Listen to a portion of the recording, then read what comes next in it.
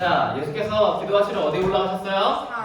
그래요. 산에 올라가셨습니다. 무엇이 변화되고 무엇이 났대요?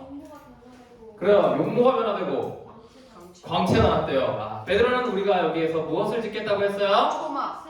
그래요. 초막을 몇 개나? 3개. 자, 구름 속에서 무슨 소리가 났대요?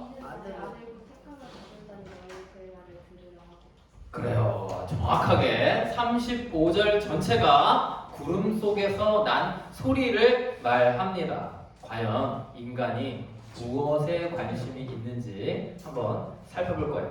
자, 우리가 지난주부터 9장 누가복음 9장을 살펴보고 있는데 지난주 말씀이에요. 누가복음 9장 27절 말씀, 오늘 28절부터잖아요. 27절 마지막에는 이렇게 써 있습니다. 내가 참으로 너희에게 이르노니 여기 서 있는 사람 중에 죽기 전에 하나님 나라를 볼 자도 있느니라. 이렇게 끝이 나고 오늘 본문이 시작되는 거예요. 그래서 많은 사람들은 아주 좁은 의미로 하나님의 나라를 볼 자가 누구냐? 죽기 전에 하나님의 나라를 볼 자가 누구냐? 라고 했을 때 아주 좁은 의미로 바로 그 다음 본문인 베드로와 요한과 야고보가 어떤 산에 예수님과 함께 올라서 거기에서 예수님의 영광스러운 모습, 어떤 모습? 피부에서 막 광채가 나는, 여러분 피부에서 광채가 나는 게 영광스러운 모습이에요. 여러분 선크림 잘 바르고 다니세요. 지금처럼 늘 그 피부가 유지될 거라고 여러분 생각하지 말고 항상 관리를 잘 하셔야 동안 외모를 유지할 수 있습니다. 어쨌든 그 사람들이 하나님의 나라를 볼 자라고 해석을 하는 방법이 하나 있습니다. 굉장히 올바른 해석이에요. 그쵸? 바로 다음에 본문이 나오니까. 하지만 더 좋은 해석은 없을까? 라고 하는 의구심이 들어야죠. 그렇게 끝이 나고 이어지는 본문이 바로 오늘 본문이에요. 계속 말하고 있지만 누가복음 9장은 뭘 하는 본문이다? 바로 하나님의 나라를 전파하는 일을 본격적으로 하기에 앞서서, 하나님 나라 전파를 본격적으로 하기에 앞서서 우리가 뭐를 조금 생각하면 좋을지 그걸 예비하는 장이라고 했어요. 그래서 9장 첫머리에도 12명이 둘씩 짝을 지어서 나가고 10장 첫머리에는 70명이 2명씩 짝을 지어서 나간다고 했습니다. 그러니까 본 게임이 시작되기 전에, 70명이 시작되기 전에 12명이 모래 답사부터 하고 오리엔테이션 해봤더니 이런 내용을 우리가 더 알고 갔으면 좋았겠다 라고 생각해서 누가복음 9장이 있는 거예요. 자, 우리는 뭐에 주목을 하냐? 뭐에 주목을 하냐면 왜 3명만 데리고 예수님이 올라갔을까에 주목한단 말이에요. 12명 중에 3명. 그럼 나머지 9명은 뭐 했을까? 9명은 왜 데리고 가지 않았을까? 왜 3명만 데리고 왔을까? 3명을 특별히 이뻐하셨던 걸까? 그 산에 올라간 이해감에 집중하는데 사실 우리가 주목해야 될 부분은 뭐다? 그리스도께서 내려오셨다는 겁니다. 큰 그림으로 봤을 때 그리스도는 하강하고 있습니다. 자, 십자가, 예수님께서 죽으시는, 완전히 죽으시는, 완전한 죽음을 경험하시는 이 십자가를 기점으로 했을 때 그리스도께서는 저 높은 하나님의 나라에서부터 이렇게 이 방향으로 내려오고 계신 겁니다. 물론 중간에 저 북서동 같은 조그만 보물에 이렇게 살짝 올라갔으셨지만 이 올라간 건 내려온 거에 비하면 거의 올라갔다고 볼 수 없는 거예요. 자, 그리스도께서 그래서 어디까지 내려가시느냐? 어디까지 내려가세요? 죽음까지 내려가시는 거예요. 여러분, 이 죽음은, 그리스도가 십자가를 통해 경험하신 죽음은 앞으로 우리가 경험할 수 없는 죽음입니다. 에이, 전도사님, 사람은 다 죽는데요. 무슨 소리 하시는 거예요? 사람은 죽는다. 소크라테스는 사람이다. 그러므로 소크라테스는 죽는다. 여러분, 굉장히 유명한 그리스 철학의 3단 논법 아닙니까? 진리라고 여겨지죠. 그쵸? 모든 사람은 죽게 돼 있어. 하지만 이날 그리스도가 경험했던 죽음은 우리는 더 이상 겪지 않게 됩니다. 오직 그리스도께서만 이런 죽음을 경험하시게 돼요. 그리고 그 이후의 사람들은, 그 이후에 죽는 사람들, 그 사람들의 죽음을 뭐라고 표현하냐면 그것은 잔다라고 표현을 합니다. 성경에도 어떤 야이로의 딸을 살리시며 죽은 야이로의 딸에게 가시며 예수님 이미 죽어서 갈 필요가 없습니다 라고 예수님께서 이런 소리를 듣는데 그때 사람들에게 뭐라고 말씀하시냐면 이 아이가 잔다 라고 이렇게 말씀을 하세요. 그러자 주변 사람들의 반응은 예수님을 비웃기 시작하죠. 이게 우리가 앞으로 경험하게 될 죽음과 십자가에서 예수님께서 경험하신 죽음의 차이라는 거예요. 우리는 결코 앞으로 경험할 수 없는 죽음을 그리스도께서 우리를 대신하여 경험하신 겁니다. 그리스도께서 내려오시는 모습을 봤으니까 그럼 인간은 어떻게 됐을까요? 인간은 이렇게 올라갑니다.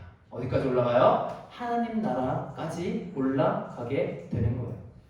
자, 우리는 여기 가운데 보니까 관측이라고 써있죠? 자, 여기가 어디야? 산에 오르신 부분이에요. 사람들이 이 산의 이름을 변화산이라고 많이 생각하는데 성경 어디에도 변화산이라는 산은 나오지 않습니다. 현재 지명도 변화산은 없어요. 변화산 뭐냐? 예수님께서 영광스러운 모습으로 변화하셨다 해서 사람들이 그냥 쉽게 변화산 하는 거지 결코 성경적인 표현은 아니에요. 자, 여기에서 베드로는 어떤 일을 경험했어요? 어떤 일을 경험했어요? 엘리야와 모세가 갑자기 나타났어요. 여러분, 엘리야와 모세 하면 우리는 아무 감흥이 없지만 1세기 유대인들이 가장 만나고 싶은 사람, 가장 만나고 싶은 영향력 있는 베스트 2위가 바로 엘리야와 모세였다는 거예요. 아주 꿈에 그리던 절대 평생 만날 수 없는 그 사람을 지금 베드로가 만나서 마음이 엄청 들떴어. 고향된 겁니다. 그때 여기에서 이 자리에서 뭐 했냐? 내가 초막셋을 짓겠습니다. 예수님, 초막셋을 짓는 이 수고를 제가 여기에 하겠습니다. 그래서 우리 여기에서 평생 살아요 라고 예수님께 제안을 합니다. 그게 베드로 입장에선 바로 이 지점, 예수님과 함께 산에 올라간 바로 이 지점에서 하나님 나라를 뭐 했다고? 경험했다고 생각하는 거예요. 그런데 여러분, 이건 경험이 아니라 뭐야? 관측이에요. 우리가 산에 올라서 화성을 관측했다고 해봅시다. 육안으로 보일지 안 보일지 모르지만 빨간색 희한하게 생긴 그 별을 관측했다고 해보세요. 그러면 여러분, 그 화성에 가기 위해 그 산에 계속 머물러 있어야 됩니까? 아니죠. 스페이스 X든 스페이스 Z든 뭔가를 만들려면 어디 가서 해야 돼? 바로 산 밑으로 내려와야죠. 그게 관측과 경험의 차이점이라는 거예요. 화성을 보는 것과 화성에 가는 것은 여러분 다릅니다. 지금 여기서 베드로가 겪고 있는 일, 경험한 일은 하나님의 나라를 경험한 것이 아니라 하나님의 나라를 관측한 거죠. 여기에서 하나님의 나라 그 영광의 광채를 슬쩍 맛을 본 겁니다. 그런데 베드로는 여기에서 하나님의 나라를 보고 왜 여기에 살겠다고 했을까요? 그게 우리가 풀어야 될 문제죠. 자, 누가복음 9장 33절 우리 함께 다 같이 읽어볼게요. 큰 소리로 시작.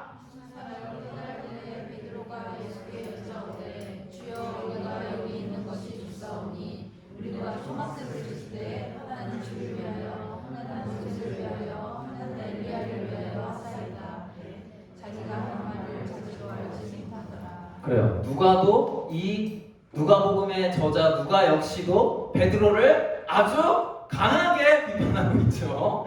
여러분, 성경에서 이렇게 강하게 비판하는 사례는 별로 나오지 않아요. 보통은 완곡하게 돌려서 말하는데 여기에 보니까 뭐래요? 자기가 하는 말을 자기도 알지 못했다고 해요. 참 누가복음의 저자가 봤을 때도 베드로가 조금 너무 한심했다라는 걸 우리는 알 수 있습니다.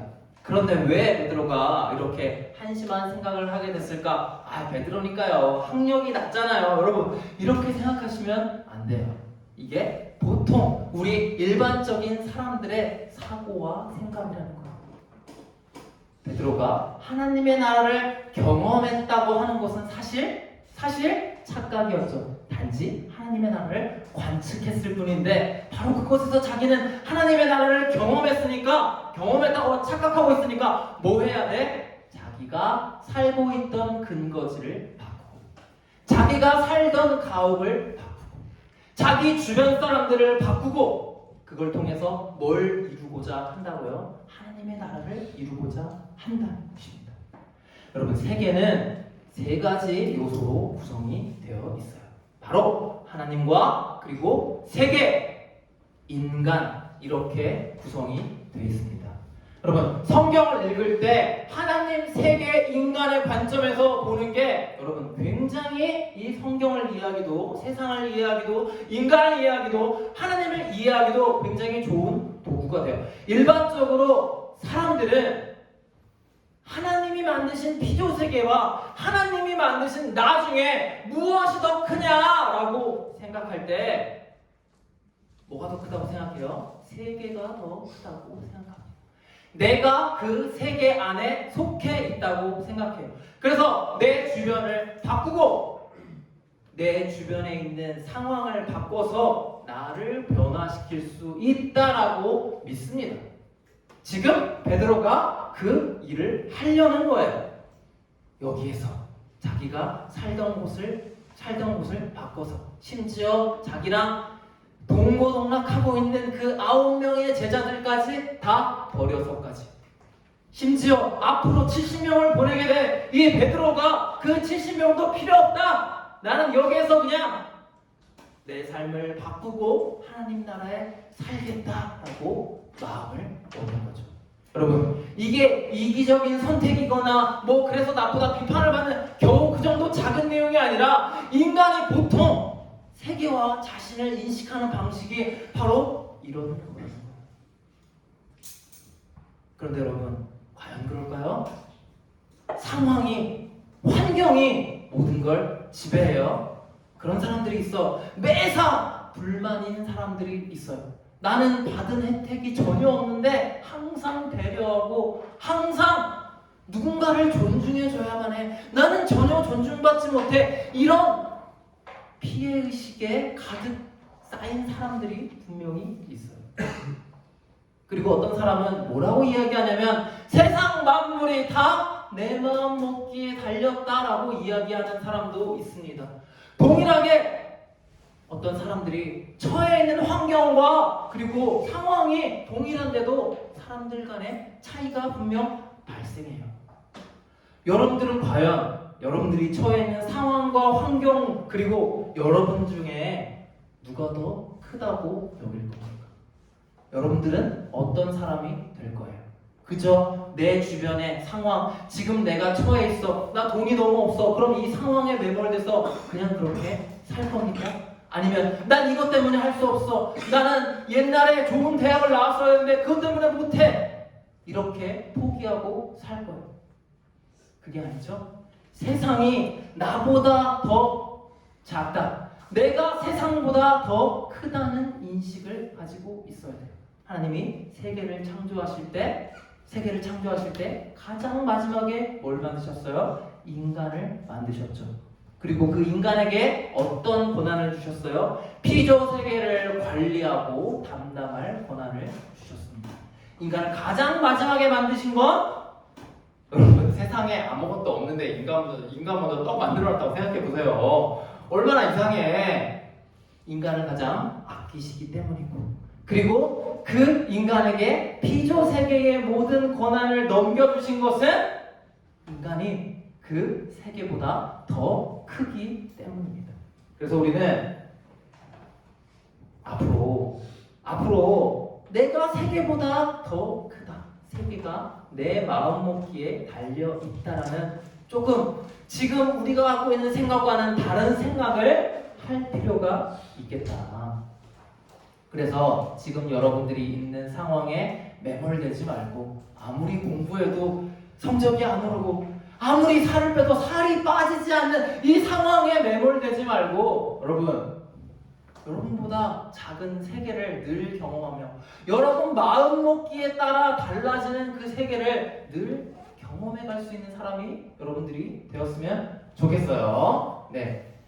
그래서 우리 누가복음 우리 처음에 시작이었죠. 9장 27절에 죽기 전에 하나님의 나라를 볼 자도 있다 이렇게 말씀을 하셨는데 그게 과연 베드로와 요한과 야고보 세 사람만을 의미하는 걸까요?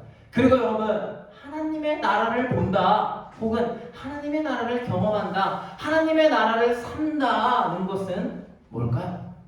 우리가 만약 세계가 나보다 작다 내가 단지 세계에 속해 있는 게 아니라 세계의 영향력 아래서 우리는 여기 휘둘리고 저기 휘둘리는 존재가 아니라 인간으로서 본연의 인간의 모습으로서 바로 섬을 경험하게 된다면 그게 바로 여러분 하나님 나라가 아닐까요? 하나님은 어떤 분이십니까? 하나님은 시간과 공간을 초월하신 분이죠.